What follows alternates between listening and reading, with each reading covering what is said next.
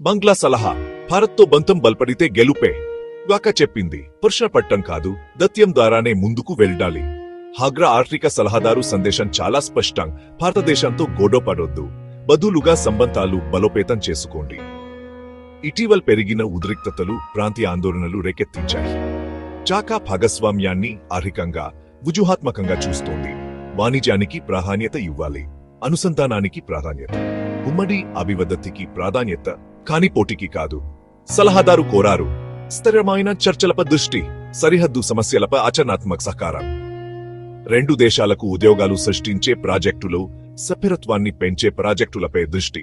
ఆయన నొక్కకి చెప్పారు, ఆర్థిక పరస్పర ఆధారపడటం ప్రమాదం తగ్గిస్తుంది. ఎక్కువ వాణిజ్యం ఉంటే, ఉమ్మడి మౌలిక సదుపాయాలు ఉంటే సంప్రషణకు అవకాశం తక్కువగా ఉంటుంది. సివార్సు దత్యాన్ని ఉపయోగించండి, పరస్పర గౌరవాన్ని ప్రాధాన్యం ఇవ్వండి, విభేదాలను పరిష్కరించడానికి ప్రాంతీయ సంస్థలపై ఆధారపడుండి.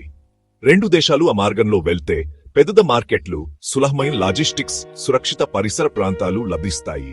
ముచెంచాన్ ఒక సున్నితమైన సమయంలో పురుషున్నకు బదులు సహకారాన్ని ఎంచుకోండి.